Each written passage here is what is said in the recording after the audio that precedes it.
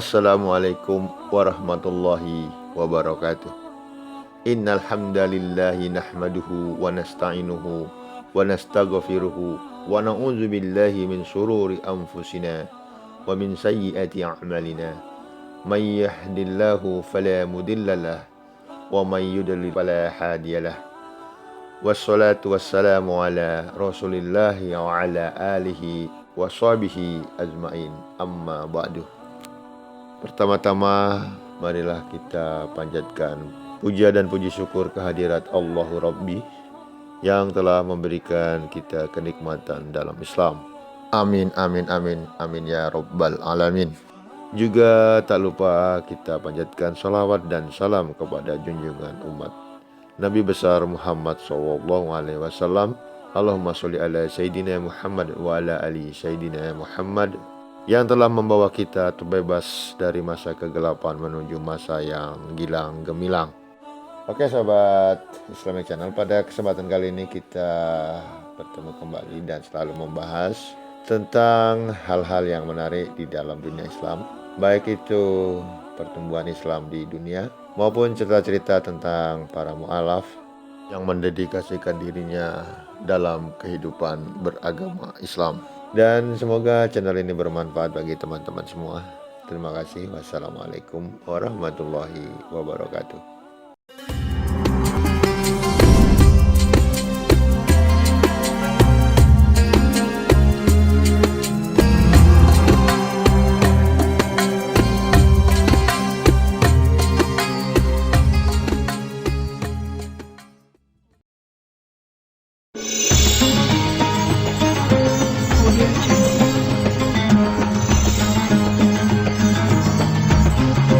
Subhanalladzi asra bi 'abdihi lailan. Kula terangno saking mulai asbabun nuzul. Rata-rata ulama itu berpendapat bahwa asal mula Isra itu sebagai hiburan. Hiburan dari Tuhan, Allah nyukani pelipur larang niku saat Nabi ngalami dua kesusahan. Itu periode Mekah, itu periode tersulit Nabi karena beliau itu sudah minoritas. Pun minoritas, kaum minoritas kecil, miskin, terus pendukungnya tidak ada.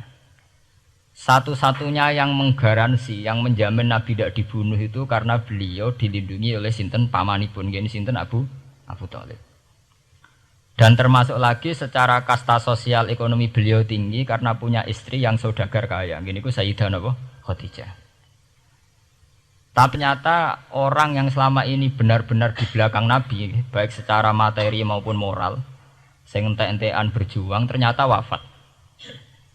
Khadijah Abu Thalib wafat. Terus dikenal tahun itu tahun Amul Husni, tahun kesusahan. Sudah gitu niki sing termasuk ilmiah. Sudah gitu secara ilmiah psikologis kejiwaan Nabi terguncang. Niki rungokno tenan niki ngaji. Terguncang itu karena secara mitos, keyakinannya tiang Arab niku pun kadung kedikte embek keyakinan yang ditanamkan ulama-ulama Yahudi dan Nasrani. Kalau baleni malih kafir Mekah itu orang-orang bodoh, orang-orang nggak terpelajar. Mereka itu punya satu mitos, satu keyakinan yang ditanamkan oleh tokoh-tokoh intelektual Yahudi maupun Nasrani. Apa keyakinan itu? Bahwa kenabian itu yang paling mungkin kalau orang itu dari turunan Bani Israel. Orang mungkin Nabi kok ora turunane wong Yahudi atau wong Nasrani. Sehingga ketika Nabi mendakwahkan diri sebagai Nabi, mereka bilang antakulu innama unzilal kitabu ala ta'ifataini min qablina. Nak jenenge wahyu harus tidak jauh-jauh sangka turunan-turunan Yahudi. Sebab itu banyak cerita di Quran, cerita konsultasi tiang kafir Mekah pada tokoh-tokoh Yahudi. Setelah konsultasi ya disesatkan. Orang mungkin Nabi kok nemu ummiyin, bintuk-bintuk untuk apa? Wahyu. Podo-podo dadi Nabi rak kita, orang Muhammad. Ini kalau cerita sejarah. Sehingga saat Nabi ngaku Nabi, niku kayak sudah jadi mitos. Nabi itu tidak boleh jauh-jauh dari Palestina. Karena Nabi Ibrahim orang Palestina, Nabi Isa orang Palestina.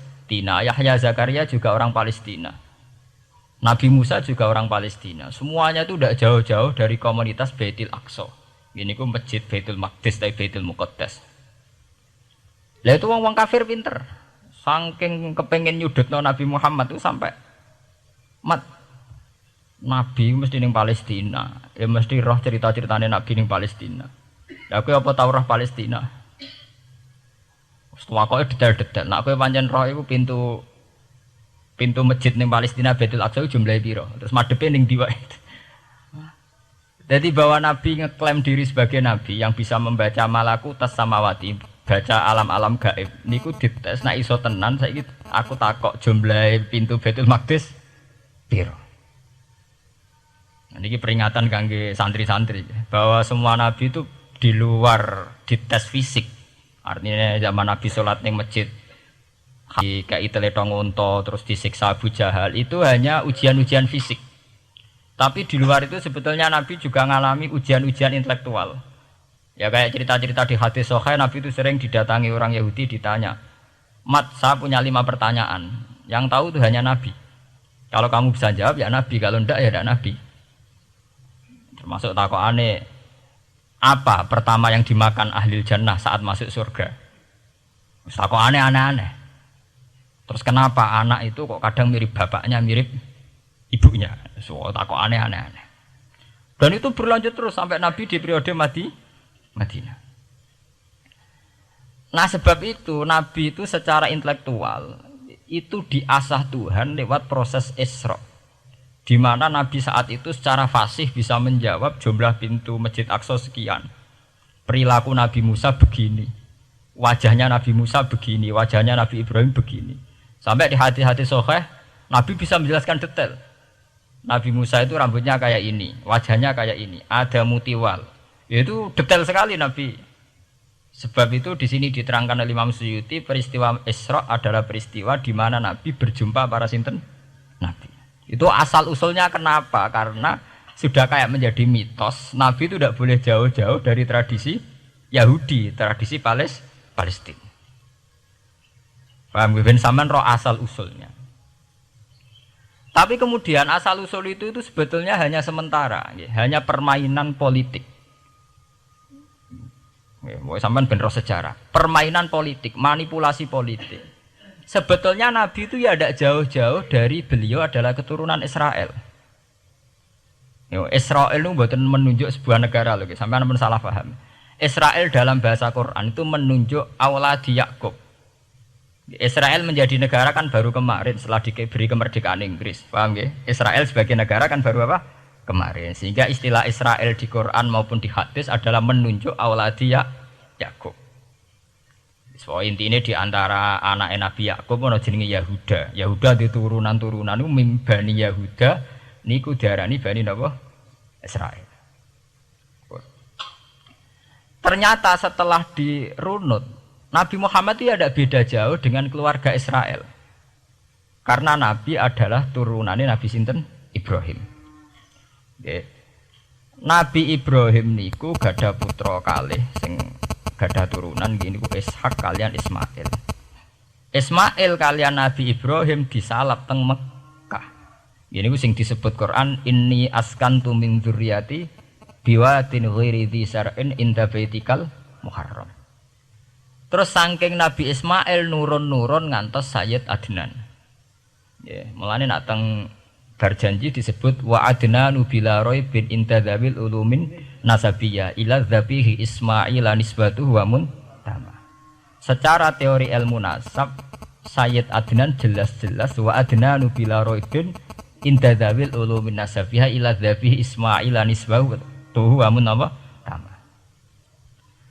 Tapi yang menjadi masalah yaitu tadi saya sudah bilang ke, seakan-akan Nabi Muhammad itu orang yang benar-benar berbeda dari dinasti itu, dari keturunan itu. Karena orang Yahudi, orang kafir Mekah di kepentingan menggagalkan kenabian Muhammad. Sehingga dilecehno Muhammad bin Abi Kapsah. Oh Muhammad sing cilik di rumah tukang angan wedhus. Jadi kowe nak seneng kiai kan inna akramakum indawi atqakum. Cek Ben Karlan, cek Karmin pokoknya takwa ya kiai. Tapi nak lagi gedeng kiai iku kan Anake Karlan kok kakean tingkah. Lah dhisik wong Mekah ya ngoten niku. Dadi nak muni Muhammad bin Abdullah bin Abdul Muthalib itu terhormat. Mereka adalah orang-orang bangsawan di seputar Quraisy. Nabi itu kastane Quraisy. Jadi kalau Muhammad bin Abdullah bin Abdul Muthalib itu ketok terhormat. Wong kafir pinter nang istilahna ora Muhammad bin Abdullah. Muhammad bin Abi Kapsah. Mergo cilike Nabi tau dirumat. Cara kene ya Karlan ning penjara desa. Mulane Nabi tau angon wedhus, mergo tau de bapak angkat sing tukang napa? Wedhus. Lah wong Mekah pinter dididik wong Yahudi. Kene nang istilahna aja Muhammad bin Abdullah bin Abdul Muthalib. Iku cek kekerenan, terlalu napa? Keren. Jadi Muhammad bin Ibnu Abi Kapsah. Di wong nak seneng Pak Harto kan Soeharto jenderal besar. Nek sing gedeng wong kemusuk kan terus repot ya. Terus nyebut desa asli ini asal sulit. Nek seneng bupati ya jadi bupati. Orang nomor 1 di Bojonegoro. Nak gedeng golekno asal usule. Sing ngoten mun sunatullah mulai riyen sampai kiamat ya. Sunatullah lihat ikut kelas napa? Mengkobel. Walanta jidali sunnatillah napa? Tabdila. Ya akan begitu. Nah sehingga peristiwa Isra itu satu peristiwa rohani ya. Selain peristiwa rohani nanti akan diwajibkan sholat, juga ada peristiwa intelektual, ada pengajaran intelektual bahwa semua nabi itu harus punya tradisi yang sama, punya karakter yang sama. Jika nabi dalam proses Isra itu dipertemukan dengan Nabi Ibrahim, Nabi Musa, nabi-nabi yang lain. Dan diskusi di situ juga ada diskusi-diskusi. Paham ya? Niki penting ya, penting kalau terangaken karena kalau tanpa tradisi yang berkelanjutan ya, sing disebut tenggene thariqah jenenge as-sanad al-mu'tabar, sanad sing mu'tabar utawi nak tenggene pondok-pondok kitab disebut sanad sing muttasil. Ini nanti semua tradisi kenabian akan melenceng. Kalau melenceng itu ngeri. Karena setiap orang ya, mesti gada subjektivitas sendiri, punya versinya sendiri. Sehingga semua nabi harus model istilah politik itu punya platform yang sama, punya karakter yang sama, punya model yang apa? Sama. Nah, sebab itu secara intelektual Nabi Muhammad itu dikenalkan oleh karakter para nabi-nabi dulu. Nggak detail. Satu Quran 30 juz. Andai kan sampai hafal Quran. Sampai ngurunut sejarahnya coba. Kita ini kan kadung dibentuk, artinya kita ini ya alhamdulillah sudah kadung kebentuk, tahu sejarah para nabi. Tapi asal usulnya kita tahu lewat kitab yang namanya Al-Qur'an. Supaya apa? Nabi Muhammad itu dibimbing bahwa Quran atau ajaran beliau benar-benar musaddiqal lima baina yadeh, benar-benar selaras dengan ajaran sebelumnya. Mulai ajaran yang bersifat samawi sampai hal-hal yang basariyah, yang menyangkut tabiah apa? Basariyah. Kalau contohnya ngeten, misalnya begini. Nabi Muhammad disejarahkan Nabi Ibrahim. Beliau punya problem. Problem itu berupa punya bapak atau paman yang tidak Islam. Bahkan nak ning ceritane kiai-kiai desa dari Nabi Ibrahim cilike kon adol patung. Terus didol meniki patung, ya ora manfaati ra mudarati, mbok tuku ya karepem ora napa karepem. Mbok ono sanate mbok ora, pokoke cerita iku populer. Disejarahkan begitu. Sehingga Nabi Muhammad tahu. Oh ternyata yang punya problem ngadepi keluarga itu tidak saya tok. Dulu Nabi Ibrahim juga punya problem ngadepi keluarga. Aku tak lumayan terima paman, Pak Lek, Pak D, Abu Jahal sinten? Abu Lahab. Nabi Ibrahim malah bapak. Dah gitu. Setelah itu juga diceritakan tentang Nabi Nuh, Nabi Lut, seorang nabi besar yang punya nasib sial, yaitu istrinya pengkhianat.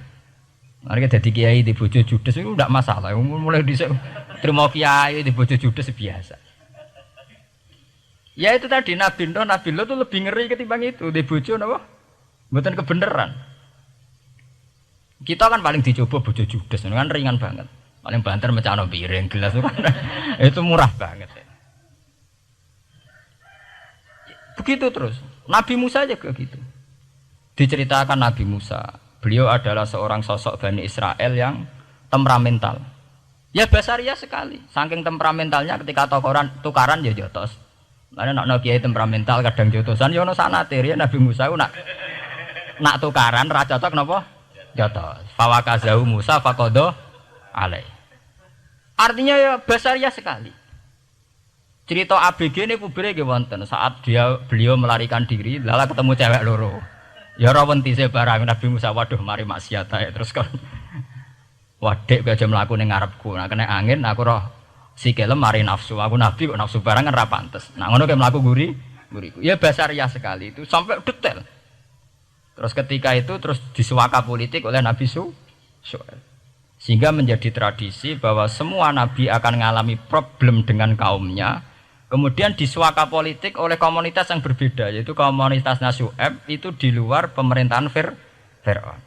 Sama seperti yang dialami Nabi Muhammad, komunitas Mekah itu menyiksa Nabi, bahkan mengimbargo sinten Nabi. Semua aliran dana, aliran ekonomi, akses dana, akses makanan itu ditutup di Mekah. Sehingga Nabi sampai dahar dedaunan, fisik bil jibali napa Mekah. Tapi beliau diselamatkan oleh sahabat Ansor yang terpisah dari komunitas Ahlu Mekah. Itu mirip ceritanya Nabi Musa yang diselamatkan Nabi Syuaib yang terpisah total dari komunitas Fir'aun. Ini penting kalau ulang temriki sehingga karakter-karakter kenabian itu tidak rubah. Karakternya sama. Sehingga setelah kita mengenali karakter para nabi, kita mudah sekali mengenali nabi palsu. Paham ya? Mulane kalau nabi palsu paling seneng musodek, ketara palsune. Lah sing repot sing ora ketara, mergo jenenge Ahmad. Ahmad Muhammad tak mirip. Mulane nek kowe jeneng supaya ora ngaku nabi jenengno Kartolo. Mergo nak Ahmad bin Gulam rak jenenge Ahmad. Ana terkenal nabi nak ora jenenge Muhammad utawa napa? Ahmad. Mulane Ahmad bin Gulam pas ngaku nabi pengaruhe gede mergo mirip. Mulane kula wingi takoki mahasiswa Jogja. Gus, cara jenengan jeneng Jawa mbek Arab apa iki? Nak trene akeh nabi palsu apik Jawa lah Kartolo. Karena secara kriteria kenabian ndak akan masuk. Nak anak jenenge Kartolo atau Karmin itu ndak akan masuk kriteria wong sing bakal dadi nabi. Lah anak jenenge Ahmad tak mirip-mirip nabi. Oh Ahmad Hulam bin Mirza wani ngaku nabi mergo jenenge Ahmad. Musaddaq ya mergo musaddiqal lima bena ya teh. Lah anak Kartolo, Karmin, Karlan agak ono. Mulane saiki sing jenenge Jawa kudu syukur. Akan terbebas dari mengaku napa? Nabi. Lho syukur kan gak akan salah.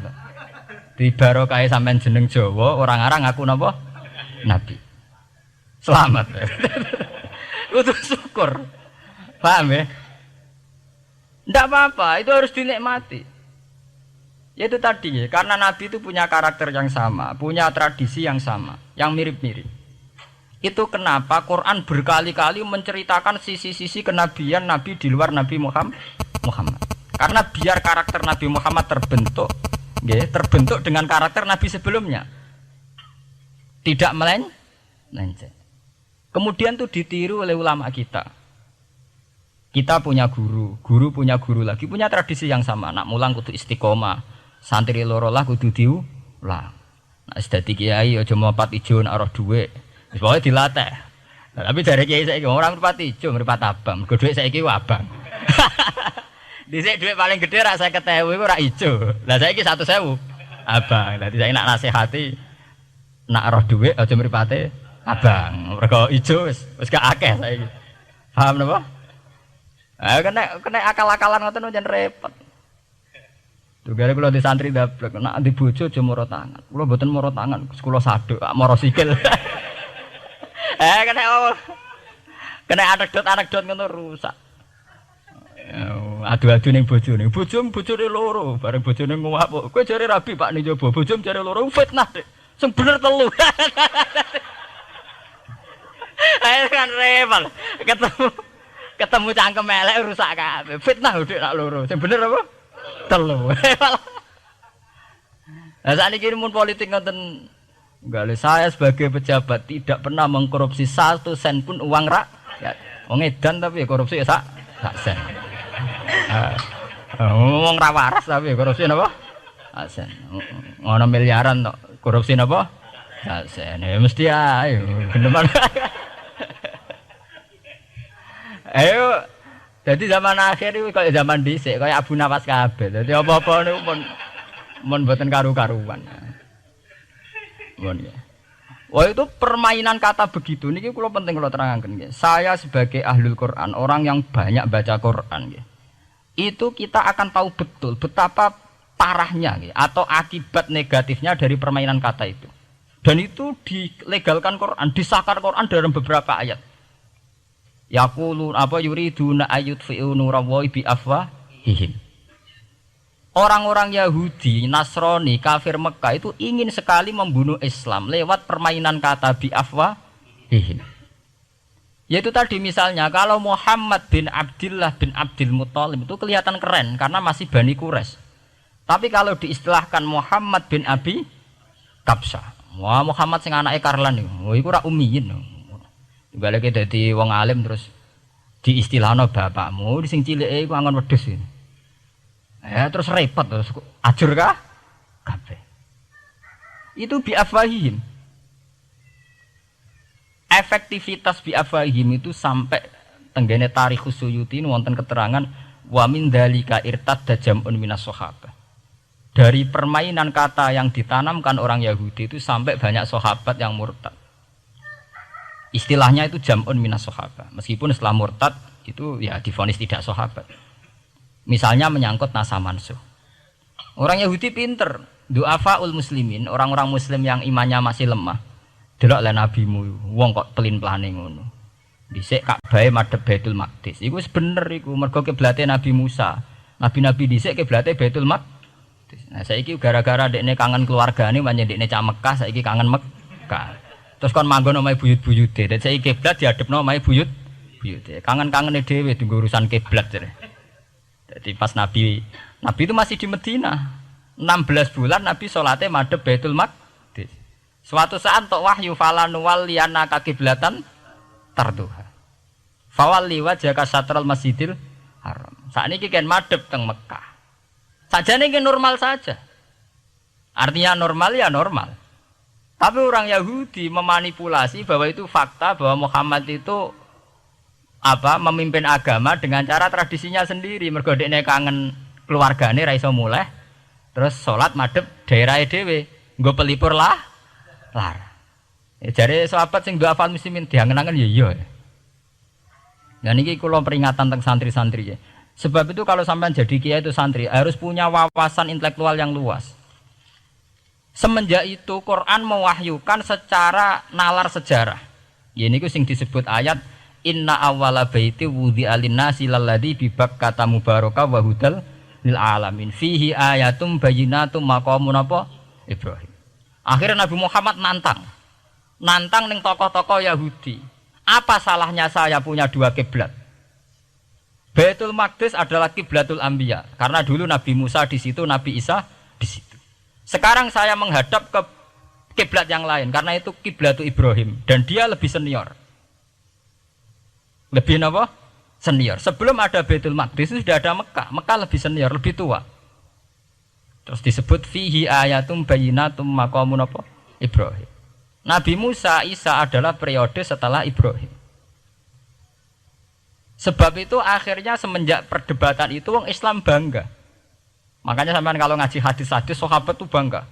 Ana mimman shalla ilal qiblaten, nggih. Ana mimman shalla ilal qiblaten. Aku termasuk sahabat yang menangi dua kiblat. Mergo zaman madhep Baitul Maqdis ya kiblatul anbiya, madhep Mekah nggih kiblatul anbiya.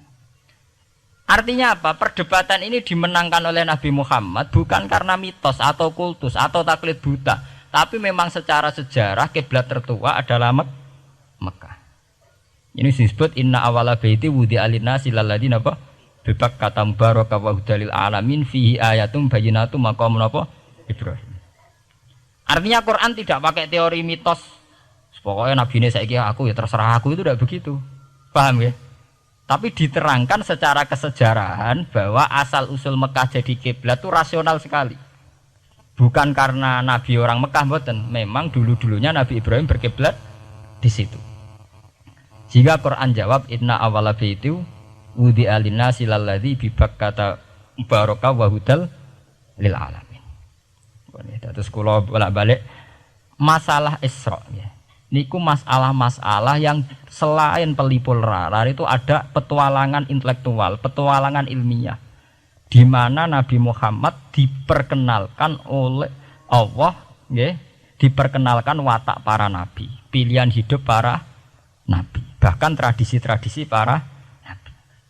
Sehingga mangke teng hadis sahih wonten keterangan saat Nabi nyancang atau menambatkan khimar atau buruk itu ya di batu yang dulu dipakai para nabi untuk nyancang napa khimar. Jadi tradisi itu dimulai dari barang-barang sepele.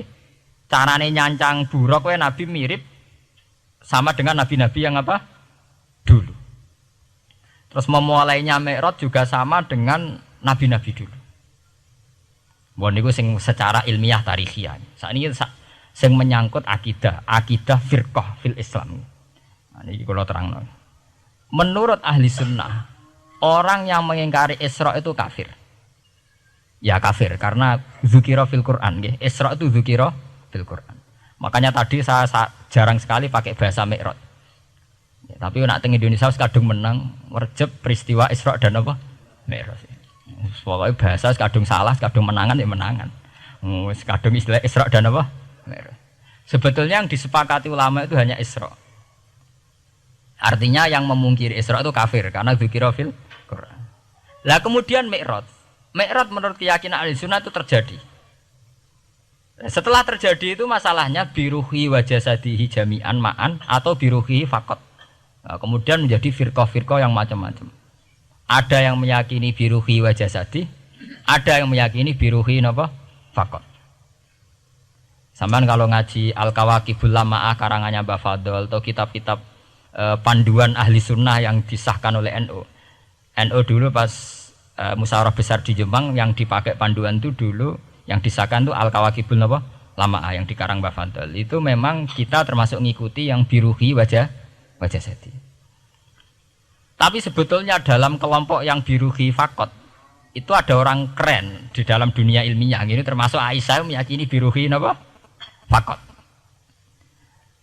Ya, tapi itu sudah masalah-masalah kemudian berkembang menjadi di luar masalah firqah terus menjadi masalah said, masalah pengetahuan. Kalau masalah pengetahuan tentu kita ini terus masalah kan artinya masalah itu. Kalau iman diukur dengan akal ya kadang tidak sambung. Wah itu mokal, orang dengan kecepatan sekian pasti hancur. Dan agama ukur akal terus ya repot. Wong dipendem sudah dibalung ya dibalung, dibakas tangi bareng. Jadi sing disoal ora mek rotok kabeh napa?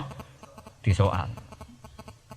Manjen masalah manusa iku masalah-masalah sing ya begitu. Nggih. Mpun niku mboten penting. Nah, itu terus kemudian menjadi firqah.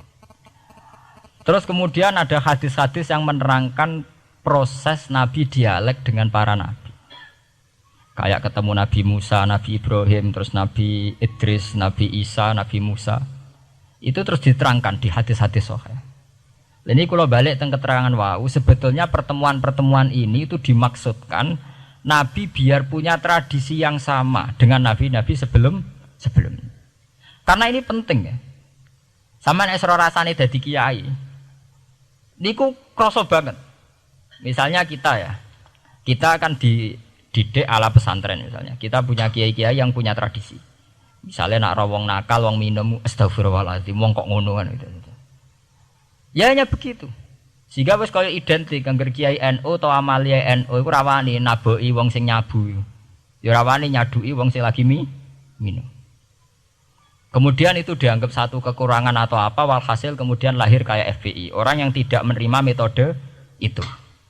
Tapi sudah kayak ada janjian tuh begitu. Kiai paling anti kemungkaran lah itu. Masa kiai paling kerengo sapa mbok terkenal kerengo.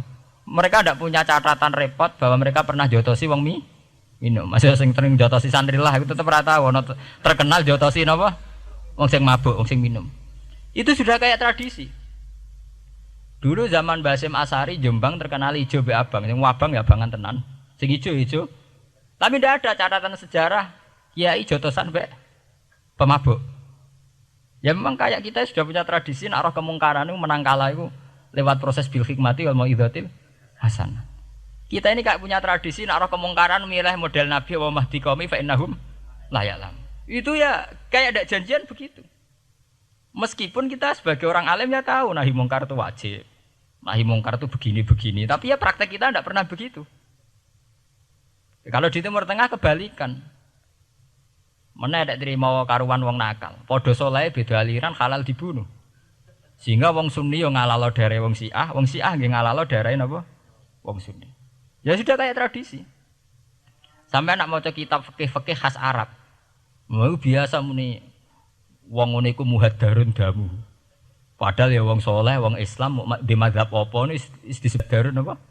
Damu. Sehingga kita itu tadi, kita punya tradisi. Saya tuh kalau sedang tahajud, matehai para wali-wali songo atau apa, itu yang terpikir di saya itu hanya satu. Agama Islam itu lahir lewat Quran dan hadis. Tapi kemudian tahu-tahu tetap berimprovisasi, berkembang sesuai tokoh yang membawa. Sampai kalau melihat Islam di India dulu sampai perang besar-besaran, kemudian zaman Abul A'la Al-Maududi, zaman periode Muhammad Iqbal, sampai India pecah, kemudian jadi Pakistan yang bernegara apa? Islam, karena banyak konseptor Islam yang tidak setuju negara sekuler. Akhirnya mereka misah jadi negara Islam Pakistan. Kemudian Timur Tengah juga begitu. Karena Timur Tengah sudah Islam semua, masalahnya itu diislamkan ala Sunni atau ala Syiah. Iran menjelma sebagai aliran Syiah. Yang Sunni dianggap sesat, halal darah. Irak zaman Saddam Hussein pemerintahan Sunni. Sing Syiah dibantai, sehingga wong Kurdi do mati. Era Saddam keyo gentenan Saddam sing dibantai. Makanya kalau saya ngaji di Jogja, seminar di Jogja bilang, kita ini harus bersyukur. Kita ini punya tradisi konflik yang terbaik di dunia. Enggak, kita ini punya tradisi konflik yang terbaik di dunia. Sampai nak Isra Ikhwanil Muslimin teng Mesir, Badan Intelijen Nasional atau Badan Stabilitas Nasional, Bakor Setanas itu harus terima kasih sama tradisi tokoh-tokoh Islam di Indonesia. Lepas dari kita setuju tidak setuju itu terserah. Tapi kita punya tradisi konflik yang paling baik di dunia. Kurang bencinya Gus Dur sama FPI atau FPI sama Gus Dur. Paling mereka ya adu statement di depan wartawan. Itu bagus sekali. Cara nang Arab wis tembak-tembakan. Kita punya sejarah. Secara pesantren saya itu punya sejarah panjang. Zaman Mbah Imam beda dengan Mbah Zubair. Zaman Kiai Memun beda dengan Kiai yang lain. Paling adu statement saat ada tamu itu paling bagus. Kita punya tradisi konflik paling bagus di dunia. Kayak apa mangkalnya orang NU saat Gus Dur diimpis, dipecat. Tapi habis itu ya sering seminar ketemu Amin Rais. Ya mereka adu polemik, ini tidak konstitusional, ini apa. Gus Dur nggak jurus dekret. Sing sitok nggak jurus sidang istimewa. Nah, kurang serem sidang istimewa dilawan sidang luar biasa. Pokoknya agak istilah sing serem-serem. Tapi tidak saling bunuh loh, sampean harus syukur loh. Selama ini orang awam sering bilang, loh kiai kok tukaran. Sampean bandingkan di Timur Tengah, jenenge tukaran mesti tahdirudam.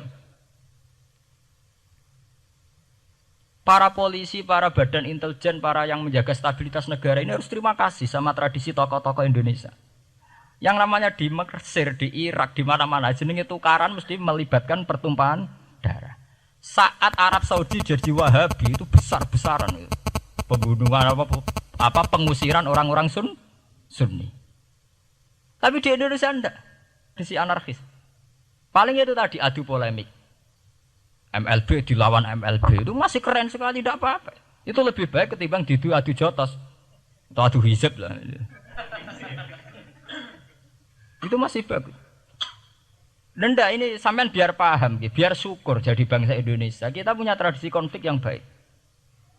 Sama nak setelah peristiwa teng Irak, teng Sudan, teng Khartoum, teng Darfur, itu kan orang Islam semua. Gara-gara beda mazhab saling bunuh. Di Mesir ya gitu, Ikhwanul Muslimin dengan pemerintah dan sebagainya. Hatta saya sebesar Sayyid Qutb, sing tokoh populer mohon kak budutnya boten jelas. Di Indonesia bagus sekali. Kita menangi zaman secara sejarah, kita menangi bedanya dulu Ahmad Hasan dengan tokoh-tokoh NU. Kulo nu menangi secara sejarah sering baca. Terus zaman anyar-anyarane NU asas tunggal, bedanya Gus Dur dengan Kiai As'ad. Sak mangke bedane PKB dua versi. Mereka menyelesaikan secara beradab. Lewat pengadilan, kok pengadilan kalah lewat MA, beradab sekali. Kita harus bersyukur. Dibanding penyelesaian konflik kayak di Irak, kemudian ngundang Amerika, akhirnya sekarang kacau balau. Di Timor Leste yang latihan bikin Ramos Hurta disuduk. Indonesia paling banter ngobong fotonya SBC. Ya masih terhormat lah, masih artinya masih beretika. Kita harus syukur punya bangsa yang beradab. Wong ras setuju antar kiai ya rasan-rasanan. Kiai kok ngono, sing tok kiai kok ngono. Nek sing kiai tengah-tengah ayo ono sing ngono, ono sing ngene. Sing ra melok-melok biasanya terus milih amane, ya ana sing ngono ana sing ngene. Jadi artinya kita yang baik. Saya itu berkali-kali ngaji ya. Sampean kalau sering baca Quran dan menghayati, artinya ora maca Quran pelang-pelang ora karepe, menghayati. Saya itu sekarang sesadar-sadarnya, saya masih belajar. Ini jamaah sini harus tahu. Saya hingga detik ini masih belajar. Entah itu lewat belajar baca Jalalain atau belajar merenung maupun belajar lewat yang lain.